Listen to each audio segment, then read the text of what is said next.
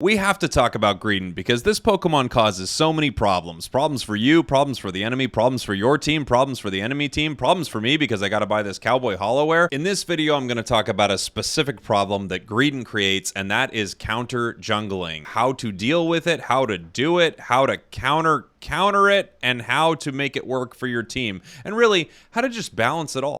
So join me, Jake, your resident content cowboy, Yeehaw, as I show you what jungle invading or counter jungling Greedent does in this clip.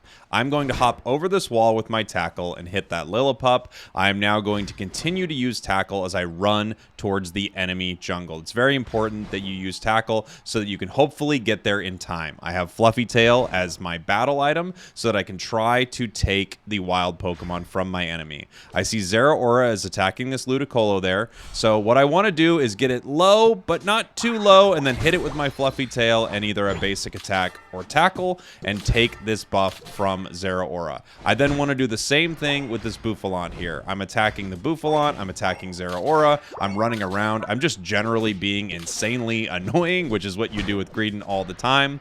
Eventually that Bouffalant's going to get pretty low, and then once it's low enough, I take it.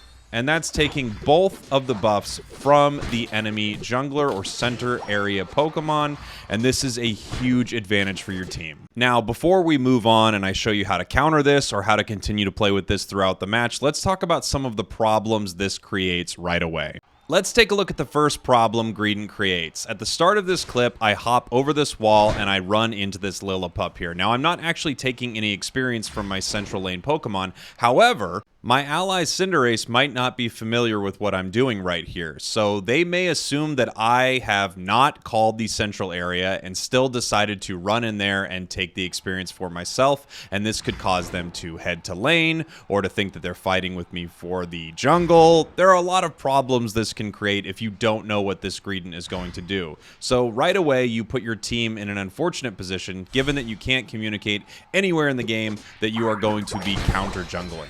Our next issue is our little buddy up here, Pikachu. Pikachu might think for a moment that they have been abandoned in their top path and that they are there all alone, which is kind of true for the moment. And if they're not a player that's used to this and not a player used to playing that lane alone, they could be in a lot of trouble. It's another problem that you have created for your team. So before invading the enemy jungle, you might want to take into consideration what you have in that lane and if you think they can handle it alone. A lot of Pokemon can and a lot of players can, but a lot of players also, again, don't know what's happening and will get very frustrated. But wait, you say, Jake, why even do this if it's going to hurt your team? Well, it can. There's no question about that. But what it also does is it cripples the enemy team. It really hurts their center lane Pokemon or their jungler. They are way behind in level. They don't have their buffs. And by the time they need to show up for the bees or Dreadnought, they're going to be seriously underleveled compared to your team's jungler. In fact, in this match, you can see we're actually at the 6-minute mark and their jungler still isn't level 9. It takes Zeraora level 10 before they get their Unite move, so we have a huge advantage. If everything goes according to plan, we continue to take experience from the enemy jungler. They stay behind, we get Dreadnought and other objectives because they are not as powerful as our jungler. This can be a little tricky in solo. However, there's no question that having someone underleveled and underpowered is a huge win for your team. In just a moment, I'm going to talk about countering this play. Countering the counter jungle, if you will, but right now let's talk about what you do when you have this advantage. You continue the game being extremely annoying. You head into the enemy jungle every chance you get because you know when their buffs are spawning and you try to take them from them every time. You will either get those buffs or you will distract multiple members of the enemy team while they try to stop you from getting those buffs. If multiple members of the enemy team are dealing with you, that means they are not in their lanes, fighting over experience, and that is a huge win for your team. And yes, you continue to take these buffs as much as you can. You continue to punish the enemy jungler. Your whole job is to make their life horrible. And you know what? You're pretty good at it as Greedent.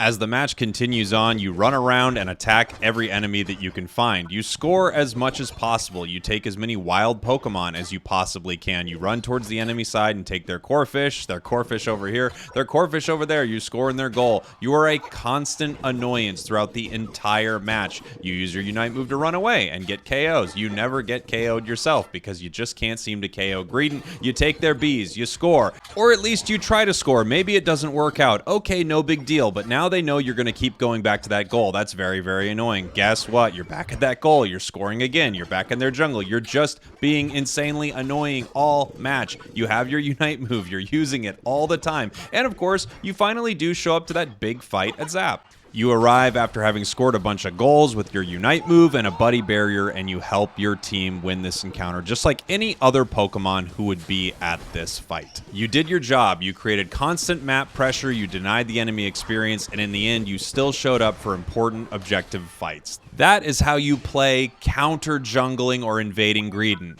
Now, I promised you, I'd tell you how to stop counter-invading jungling Greedent. That's pretty important too. This build has a huge tell, and it is that fluffy tail on Greedent. It doesn't mean it is going to run into the enemy jungle, but it means it's a possibility. Let me show you how this enemy Aegislash player expertly handles what he assumes is coming. Instead of starting off with one of his buffs, he is starting by attacking one of these side Corphish here. He is able to take down that Corphish before I arrive and get an early level advantage, and not start doing any damage onto this Ludicolo. Now I'm in a really tough spot against a character who also duels extremely well. Long story short, he wins the battle for the buff and makes short work of me. So if you have a sneaking suspicion you're dealing with an invading Greedent, don't start with your buffs. Start with one of those front Corphish, and that will give you vision as to whether or not Greedent is coming into your central area.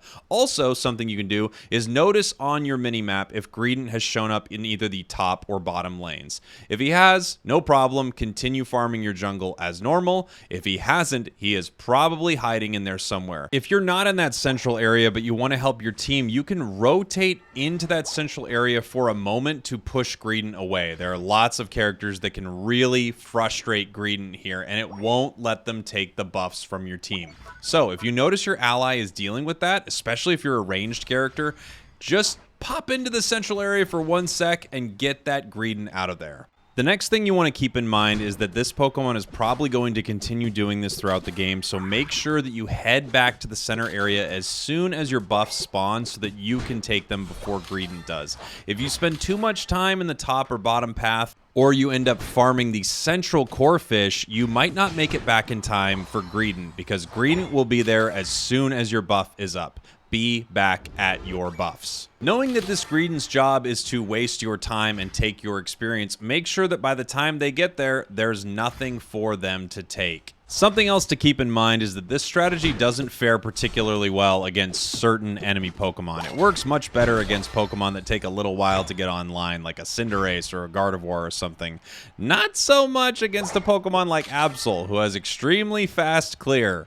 You know, you're just in a bad spot, because that Absol, it really does hit like a truck. Oh, Mean Greedent. Thank you for joining me as we discuss our issues with this wild Pokemon, Mean Greedent. It really does create a lot of problems for both your team and the enemy team, but when played correctly, it is incredible. However, when you counter it correctly, it is terrible. I hope you enjoyed it. Thank you all very much. I've been Jake, your resident content cowboy, saying, yeehaw!